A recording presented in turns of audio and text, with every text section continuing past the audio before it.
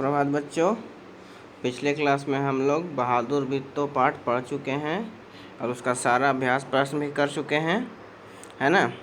आज हम लोग एक छोटा सा स्टोरी पढ़ने जा रहे हैं। स्टोरी क्या है, इसको हम लोग लोक कथा कहते हैं, ठीक है ना, जिसका नाम है मूस की मज़दूरी।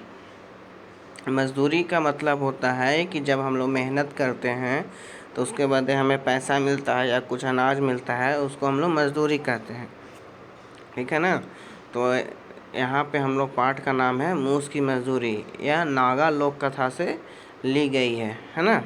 तो आइए हम लोग इसके बारे में पढ़ते हैं। ये बहुत ही अच्छी कहानी है, ठीक है ना, मज़ा आने वाला है पढ़ने में, ठीक है। तो आइए हम लोग शुरू करते हैं। बहुत समय पहले की बात है, उस समय आदमी के पास धान नहीं था। यानी उस टाइम का बात है जब हम लोग इंसानों के पास धान नहीं था। धान बोलते हैं जिससे चावल निकलता है, जिस पौधे से चावल निकलता है उस पौधे को धान कहा जाता है, ठीक है ना। चावल हम लोग खाते हैं ना, तो जो पौधा, जिस पौधे में चावल होता है उसको धान कहते हैं। सबसे पहले आदमी ने धान का पौधा एक पोखरी के बीच में देखा। पोखरी तालाब को कह सकते हैं, ठीक है ना, तालाब या पॉन्ड जिसको बोलते हैं। तो सबसे पहले आदमी ने धान का पौधा एक पोखरी के बीच में देखा। धान की बालियां झूम झूम कर जैसे आदमी को बुला रही थी, है ना। धान का जो पौधा था पोखरी में झूम झूम कर आदमी को बुला रहा था कि आओ मेरे पास आओ। पर गहरे पानी के कारण धान तक पहुंचना कठिन था। लेकिन तालाब में पानी बहुत गहरा था, उस तक पहुंचना बहुत कठिन था आदमी के लिए। आदमी सोचता हुआ खड़ा ही था कि वहीं पर एक मूस दिखलाई पड़ा, ठीक है ना। आदमी खड़ा खड़ा सोच ही रहा था कि वहीं पे एक मूस दिखलाई पड़ा, ठीक है। आदमी ने मूस को पास बुलाया और कहा, यानी आदमी ने उस मूस बोलते हैं चूहा को, जो बड़ा सा चूहा होता है उसको मूस कहा जाता है। तो आदमी ने मूस को अपने पास बुलाया और कहा, मूस भाई, पोखरी के बीच में देखो उन धान की प्यारी बालियों को। झूम झूम कर वे मुझे बुला रही हैं, लेकिन पानी गहरा है।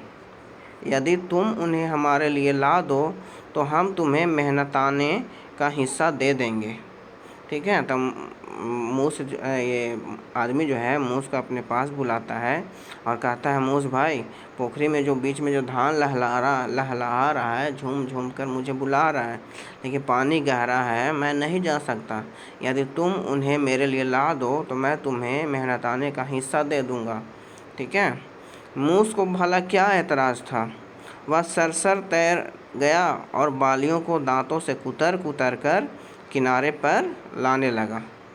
थोड़ी ही देर में किनारे पर धान की बालियों का ढेर बन गया, ठीक है ना। एक एक करके धीरे धीरे करके मूस धान वहाँ से कुतर के काट के बीच में पोखर के बीच में से लेके चला आया, यानी तालाब के बीच में से लेके चला आता है किनारे पे, ठीक है, और धान का ढेर बना देता है।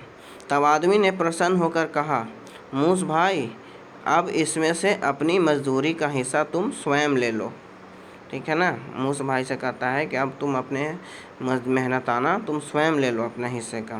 पर मूस ने कहा, भाई मेरे, मैं ठहरा छोटा जीव, मेरा सिर भी है छोटा, अपना हिस्सा इस छोटे से सिर पर ढोकर कैसे ले जाऊं। यानी अच्छा खासा धान होगा तो बोल रहा होगा कैसे हम लेके जाएं, है ना, कैसे ले जाऊंगा। इसलिए अच्छा तो यह होगा कि तुम यह पूरा धान अपने घर ले जाओ और मैं तुम्हारे घर पर ही आकर अपने हिस्से का थोड़ा धान खा लिया करूँगा, है ना। मूस कहता है कि तुम सारा धान अब तुम अपने घर ले जाओ और मैं अपने हिस्से का आकर थोड़ा थोड़ा खाता जाऊँगा, ठीक है ना। थोड़ा धान खा लिया करूँगा, डेली आऊँगा, थोड़ा धान खा के चला जाऊँगा, ठीक है। आदमी ने ऐसा ही किया और तभी से मूस आदमी के घर धान खाता चला आ रहा है। यानी देखते हैं, जब धान कटता है और धान को हम लोग जब बोरी में बंद करके अपने घर में रखते हैं तो उसमें चूहा लग जाता है, चूहा आके खाता है। तो ये कहानी वहीं से है, यानी वो अपने हिस्से का धान आके खाता है, ठीक है ना बेटा। ये कहानी लिखा गया है रामानंद जी के द्वारा, ठीक है।